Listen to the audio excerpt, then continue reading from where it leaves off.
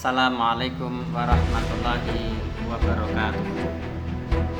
Alhamdulillahi hamdan wa syukran lillah, amma ba'du. Tayyib ayatullah faslul khamis alba li madrasatil ula al-islamiyah al-alamiyah Nurul Mustafa. Tayyib ayatullah, hari ini kita akan kembali mempelajari tema yang kedua, yakni tentang perekonomian masyarakat bagian yang ketiga. Dalam tema kedua pada materi tematik kali ini kita masih kembali belajar tentang perekonomian masyarakat, melanjutkan pada pembelajaran yang telah lalu. Nabda darsana hadzal yaum bi qiraati al-basmalah. Bismillahirrahmanirrahim.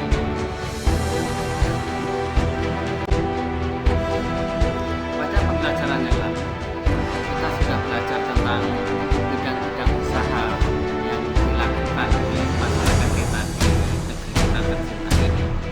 Nah, berikutnya saat ini marilah kita pelajari tentang jenis-jenis usaha ekonomi. Karena sekalian, kegiatan ekonomi itu dan apa itu? Ini adalah kegiatan memproses barang untuk menghasilkan barang. Kegiatan memproses menghasilkan barang. Karena itu adalah kegiatan menyalurkan barang. Dia mendapatkan barang itu dari produsen di satu produksi dan disalurkan. Nah, penyaluran barang ini namanya distribusi.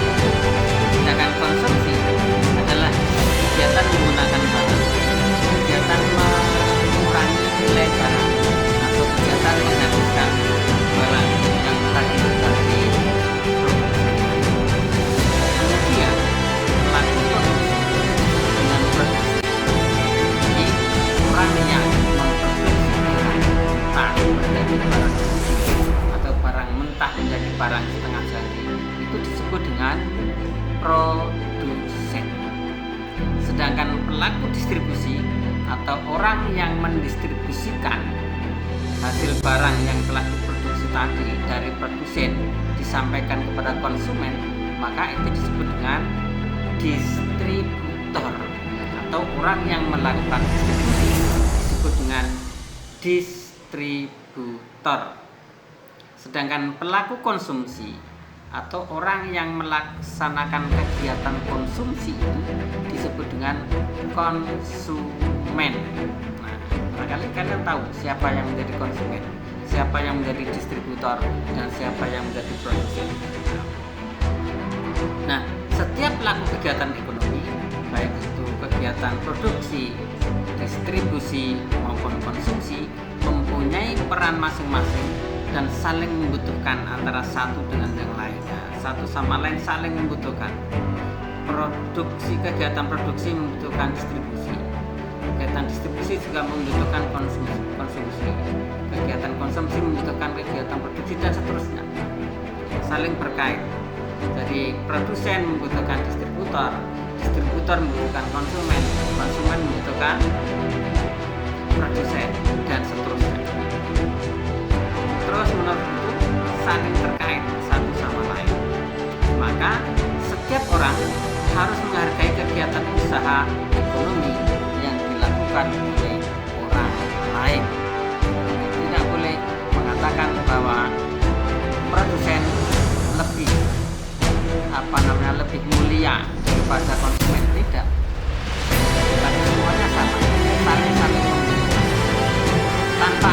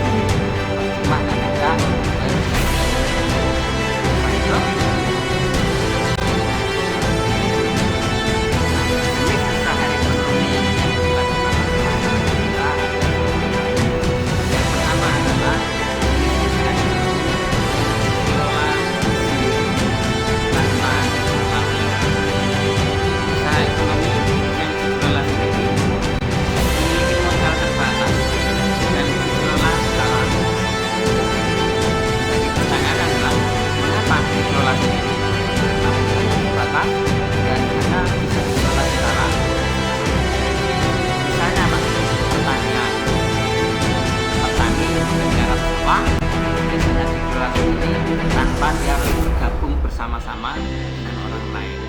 Perdagangan, di tempat kalian banyak orang yang berdagang, buka kios kelontong misalnya, kemudian menyalurkan barang sendiri, ada yang salesman, itu termasuk bagian dari perdagangan, dan itu dia hanya kelola sendiri. Kemudian jasa misalnya apa, tukang cukur, karena belum lihat tukang cukur secara rombongan tidak ada di tempat kita, belum ada yang semacam itu.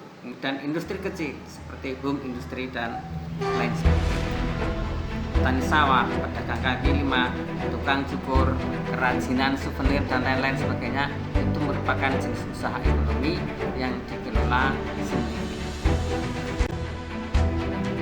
Nah, jenis usaha yang kedua adalah jenis usaha ekonomi yang dikelola secara berkelompok.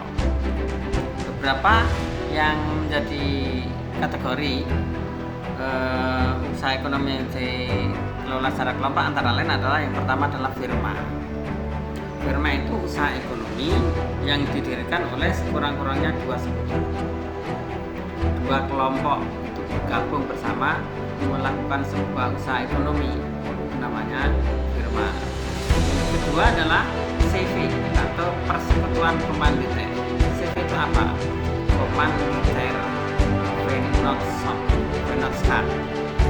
komanditer Vennootschap, namanya CV, atau usaha ekonomi yang didirikan oleh sekurang-kurangnya dua orang yang menyetorkan modalnya, barel, dengan kelompok, kemudian masing-masing menyetorkan modalnya. Ini modal saya 500 juta, saya 500 juta,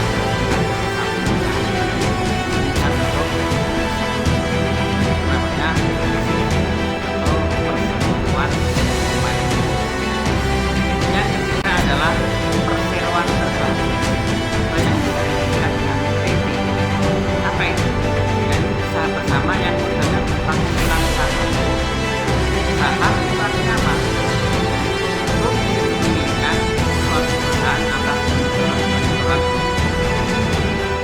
Misalnya nih, nah memiliki sebuah perusahaan PT dan jaringan,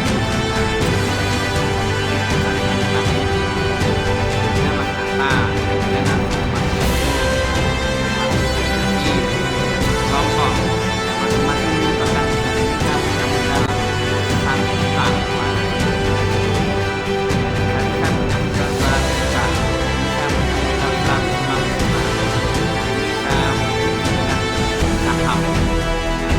punya saham dan bisa misalnya Mas Yafi sekian, misalnya Mas Atas dan sebagainya, dan berkumpul jadi satu, dikumpulkan jadi satu dan mendirikan sebuah PT, perseroan terbatas, untuk melaksanakan kegiatan ekonomi. Nah, yang keempat adalah badan usaha milik negara, atau yang sering disingkat dengan BUMN, sebuah perusahaan yang seluruh atau sebagian modalnya dimiliki oleh negara. Nah, ini negara membuat sebuah usaha ekonomi untuk rakyat, untuk masyarakat, itu namanya BUMN. Contohnya apa? Telkom misalnya, telekomunikasi, Telkom sekarang yang banyak telepon di mana-mana, itu salah satu perusahaan BUMN. Perusahaan BUMN yang lain apa? Banyak sekali, coba kalian cari. Nah, perusahaan selain Telkom itu apa sih yang menjadi bagian dari BUMN? Pertamina misalnya, itu juga bagian dari BUMN. Nah, yang kelima adalah usaha koperasi. Koperasi ini adalah usaha yang dilaksanakan oleh anggota, berasal dari anggota, dan hasilnya untuk anggota. Misalnya orang satu kelas ini berkelompok, dan sama berbentuk sebuah koperasi kelas 5B misalnya, untuk melaksanakan usaha ekonomi yang itu dilakukan oleh anggota, berasal dari anggota, dan itu juga untuk anggota itu sendiri. Itu namanya usaha ekonomi yang namanya koperasi. Dasarnya koperasi ini adalah Undang-Undang Nomor 25 Tahun 92 dan juga UUD 1945 Pasal 35.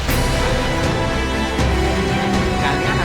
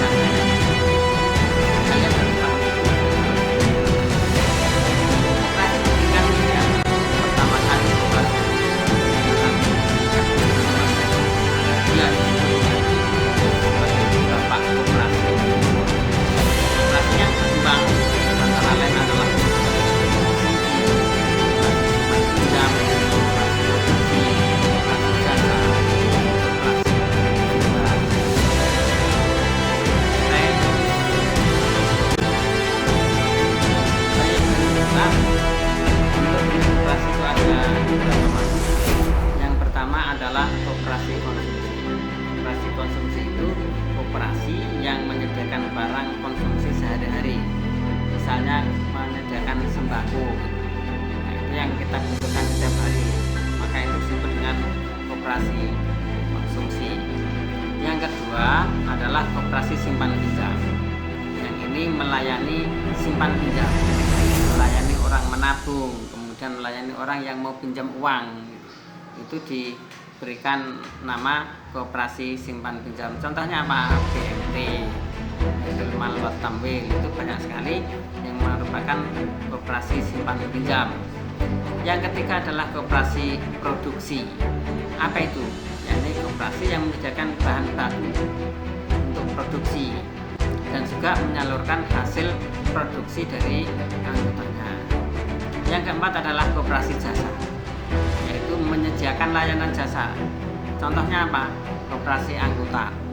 Koperasi angkutan yang menyediakan mobil angkutan untuk para driver, para supir yang mengangkut penumpang di jalur-jalur tertentu, misalnya begitu. Yang kelima adalah koperasi serba usaha. Koperasi ini mengelola berbagai jenis usaha. Itu beberapa usaha ekonomi yang dilakukan oleh masyarakat kita. Ada yang dikelola secara kelompok,